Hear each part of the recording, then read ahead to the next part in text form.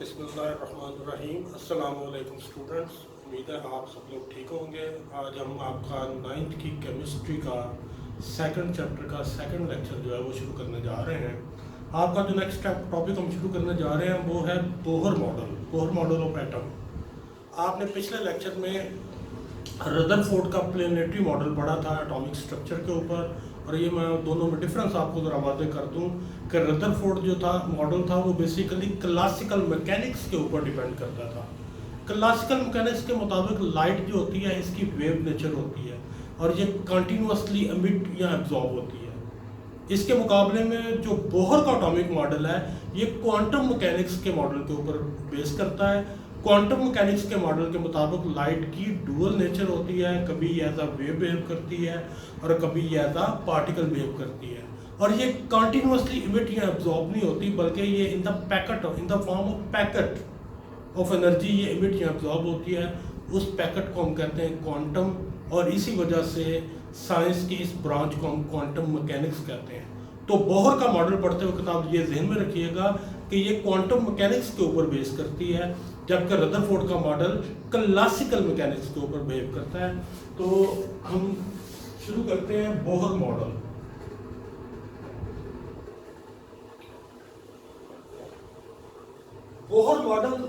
Bohr के मुताबिक भी इलेक्ट्रॉन न्यूक्लियस के गिर्द सर्कुलर ऑर्बिट्स में घूमते हैं, और ये जो ऑर्बिट्स होते हैं इनकी एनर्जी फिक्स या क्वांटाइज्ड होती है।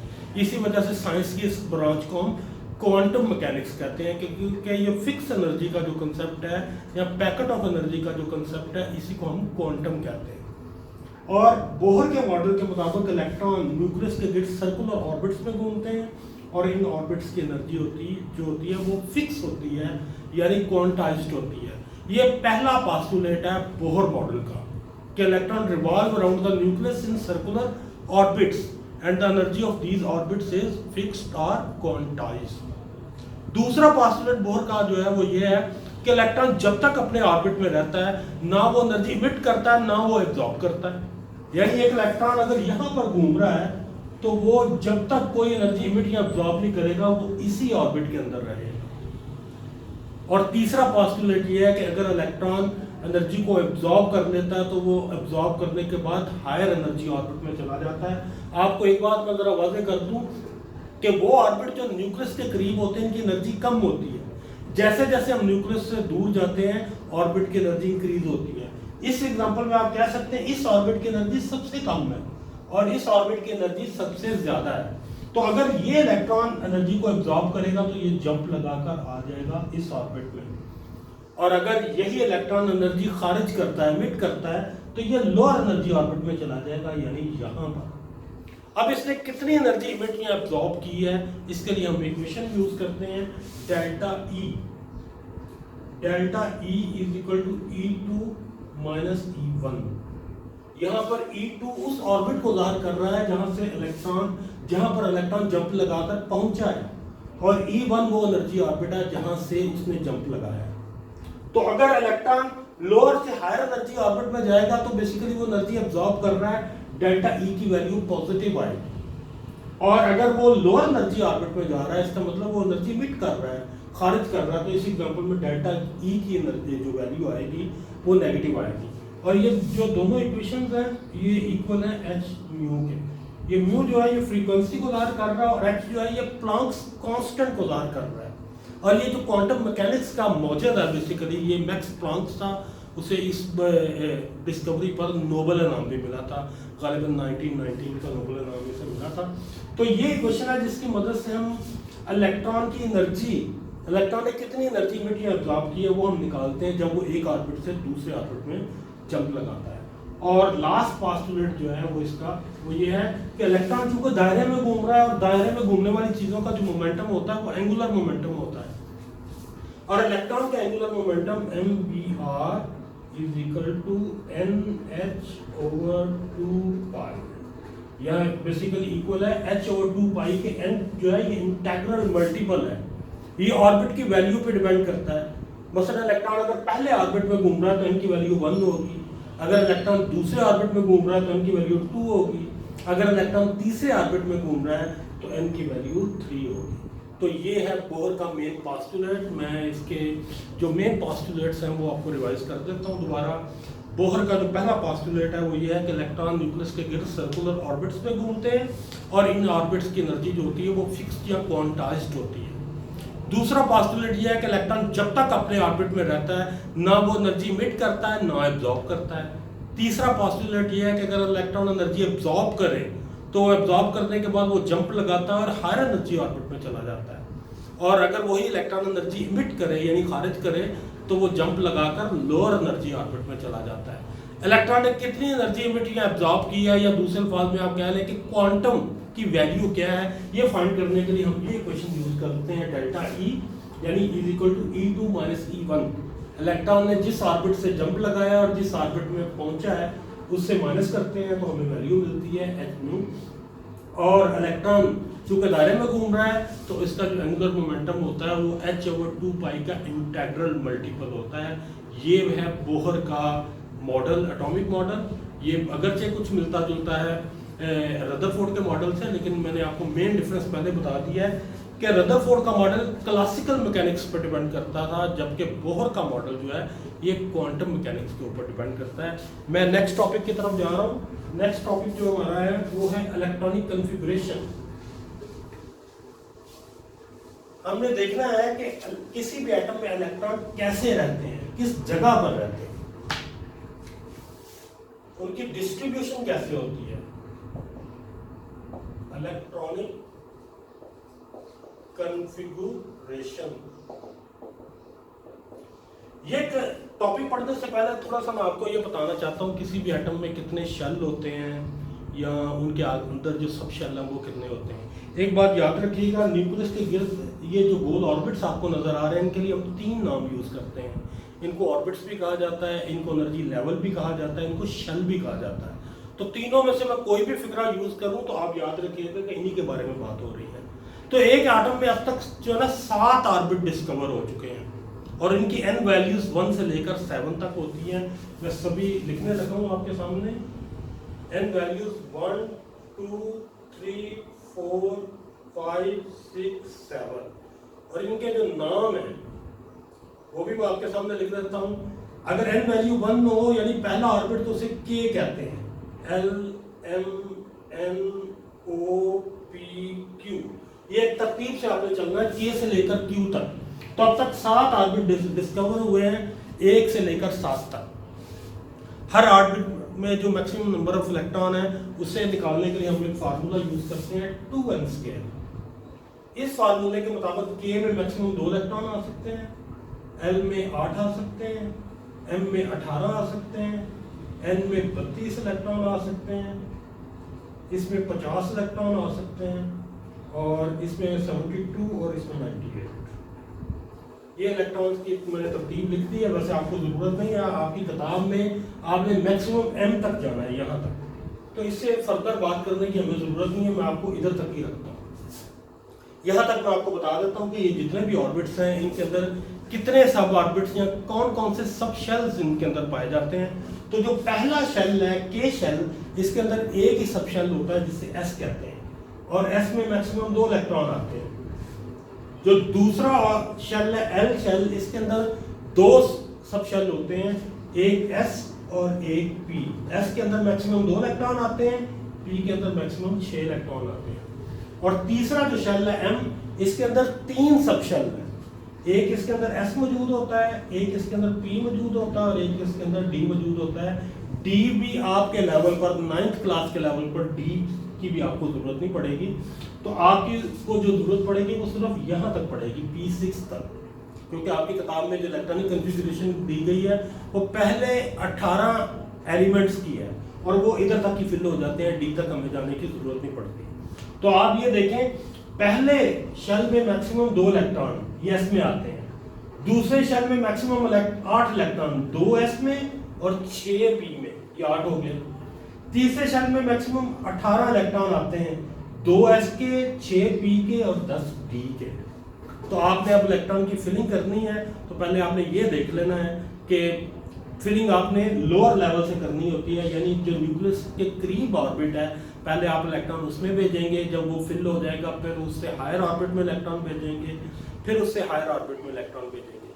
और इन ऑर्बिट्स के अंदर जो सब ऑर्बिट्स या सब शेल पाए जाते हैं वो भी मैंने आपके सामने लिख दी हैं। अब मैं एक एग्जांपल करूंगा ताकि आपको अगर आइडिया हो तो इलेक्ट्रॉनिक कॉन्फ़िगरेशन लिखते कैसे हैं। हम एक बड़ा एटम लेते हैं, जैसे आर्गॉन है, आपकी किताब में जो सबसे बड़ा एलिमेंट लिखा हुआ है वो आर्गॉन है, तो मैं आर्गॉन की इलेक्ट्रॉनिक कॉन्फ़िगरेशन लिखने लगा हूं। आर्गॉन में मैक्सिमम 18 इलेक्ट्रॉन आते हैं, आर्गॉन में मैक्सिमम 18 इलेक्ट्रॉन होते हैं। अब एक 18 इलेक्ट्रॉन की फिलिंग कैसे होगी, पहले 2 इलेक्ट्रॉन जो है वो K शेल में आएंगे, दूसरे 8 इलेक्ट्रॉन जो है वो L शेल में आएंगे और बाकी जो 8 बच गए हैं वो N में आएंगे। ये तरतीब है आपके सामने। जितने भी इलेक्ट्रॉन हो उन्हें आप डिवाइड कर लीजिएगा, पहले शेल में 2 इलेक्ट्रॉन, दूसरे शेल में 8 इलेक्ट्रॉन और तीसरे शेल में मैक्सिमम 18 इलेक्ट्रॉन। इधर तक की आपकी 9th की किताब में जो सिलेबस मौजूद है इधर तक की आपको जरूरत पड़नी है और यही चीजें आप ध्यान में रखिएगा। अब ये जितने भी शेल्स हैं मैं इनको सब शेल्स में डिवाइड करने लगा हूं ताकि आपको पता चले कि इलेक्ट्रॉन की सब शेल के अंदर फिलिंग कैसे होगी। और ये जो इलेक्ट्रॉनिक कॉन्फ़िगरेशन का टॉपिक है इसमें हम सब शेल्स ही बेसिकली लिखते हैं, शेल्स आमतौर पर इसमें नहीं लिखे जाते। तो K के अंदर एक ही सब शेल मौजूद है 1s, L के अंदर 2 सब शेल मौजूद है 2s और 2p, और M के अंदर 3 मौजूद है 3s 3p और 3d की, क्योंकि हमें जरूरत नहीं है तो आप इसे यहाँ तक छोड़ दें, आप इलेक्ट्रॉन की फिलिंग कर दें। ये 2 इलेक्ट्रॉन आएंगे इसमें, ये 8 इलेक्ट्रॉन है 2 इसमें और 6 इसमें, और ये 8 इलेक्ट्रॉन है 2 इसमें और 6 इसमें। आपके इलेक्ट्रॉन पूरे हो गए हैं, 18 इलेक्ट्रॉन मैंने आपके सामने फिल कर दिए हैं और आपका ये टॉपिक जो है ये भी कंप्लीट हो गया है, यानी इलेक्ट्रॉनिक कॉन्फ़िगरेशन। इलेक्ट्रॉनिक कॉन्फ़िगरेशन में हम सब शेल के अंदर इलेक्ट्रॉन की फिलिंग करते हैं और मैंने तरतीब आपको सारी बता दी है कि सब शेल के अंदर आपने फिलिंग जो है वो कैसे करनी है। नेक्स्ट टॉपिक आपका है आइसोटोप्स। आइसोटोप्स का टॉपिक समझने से पहले मैं आपके सामने कुछ एग्जांपल्स रखता हूं तो फिर आपको समझ आएगी कि आइसोटोप्स बेसिकली क्या होते हैं। मैं आपके सामने 3 एटम बनाता हूं हाइड्रोजन के। ये एक एटम है, ये दूसरा एटम है और ये तीसरा एटम है। ये नॉर्मल हाइड्रोजन है, इसे प्रोटियम कहते हैं। ये दूसरी हाइड्रोजन है, इसे हम ड्यूटेरियम कहते हैं। और ये तीसरा हाइड्रोजन का एटम है जिसे हम ट्रिटियम कहते हैं। ये नॉर्मल जो हाइड्रोजन का एटम है जिसे हम प्रोटियम कहते हैं, इसके अंदर एक प्रोटॉन होता है, न्यूट्रॉन इसके अंदर कोई नहीं होता और एक इलेक्ट्रॉन होता है। ड्यूटेरियम के अंदर एक प्रोटॉन है, एक न्यूट्रॉन है और एक ही इलेक्ट्रॉन है। और ट्रिटियम के अंदर एक प्रोटॉन है, 2 न्यूट्रॉन है और एक इलेक्ट्रॉन है। ये तीनों एटम जो है ये बेसिकली हाइड्रोजन के ही हैं, लेकिन जो कॉमन हाइड्रोजन का एटम है वो प्रोटियम है। उसके अंदर आप जानते हैं कि एक प्रोटॉन होता है, एक इलेक्ट्रॉन होता है, न्यूट्रॉन कोई नहीं होता। ये जो बाकी हाइड्रोजन के एटम है ये दुनिया में बहुत कम पाए जाते हैं। कहते हैं कि आप 7000 एटम अगर आप ले हाइड्रोजन के तो उसमें एक एटम आपको ड्यूटेरियम का मिलेगा और 1 बिलियन अगर आप एटम लेते हैं तो एक एटम आपको ट्रिटियम का मिलेगा। तीनों की डिटेल मैंने आपके सामने रख दी है। अगर आप गौर करें तो तीनों आइसोटोप की 2 डेफिनेशन है, दोनों आपके सामने आने लगी है। तीनों में अगर आप गौर करें प्रोटॉन की तादाद एक जैसी है, तीनों में प्रोटॉन एक ही मौजूद है, लेकिन तीनों में न्यूट्रॉन की तादाद में फर्क है। इसमें एक कोई न्यूट्रॉन नहीं है, इसमें एक न्यूट्रॉन है और इसमें 2 न्यूट्रॉन है। तो आइसोटोप की जो पहली डेफिनेशन है वो ये है कि एक ही एलिमेंट के ऐसे एटम जिसमें नंबर ऑफ प्रोटॉन सेम हो लेकिन न्यूट्रॉन्स की तादाद में फर्क हो, ऐसे एटम्स को कहा जाता है आइसोटोप। एक और डेफिनेशन भी मैं आपके सामने बना देता हूं।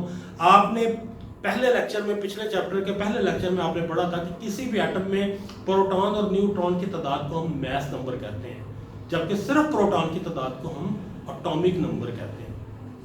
तो अगर आप गौर करें तीनों एटमों का एटॉमिक नंबर सेम है, एक है, क्योंकि तीनों में एक प्रोटॉन मौजूद है। लेकिन तीनों एटमों के मास नंबर में फर्क है, क्योंकि इसमें का मास नंबर 1 है, इसका मास नंबर 2 है और इसका मास नंबर 3 है। तो आइसोटोप की दूसरी डेफिनेशन भी आपके सामने आ गई है।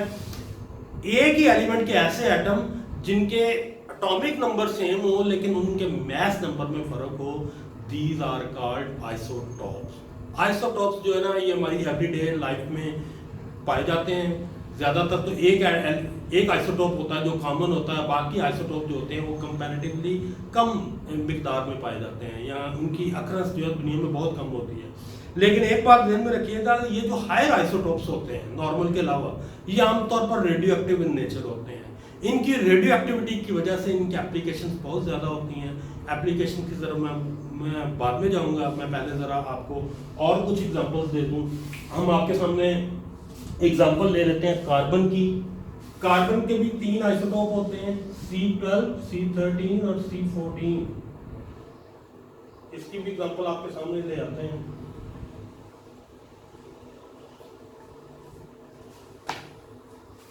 ये है C12, ये C13 और ये C14।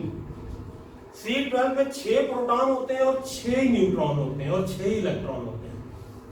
लेकिन C13 में 6 प्रोटॉन होते हैं, 7 न्यूट्रॉन होते हैं और 6 इलेक्ट्रॉन होते हैं। और C14 में 6 प्रोटॉन है, 8 न्यूट्रॉन है और 6 इलेक्ट्रॉन है। यहां पर भी आपको वाज़ेह हो रहा है कि तीनों एटम हैं तो कार्बन के, लेकिन इनमें नंबर ऑफ प्रोटॉन तीनों में सेम है, लेकिन नंबर ऑफ न्यूट्रॉन्स में फर्क है।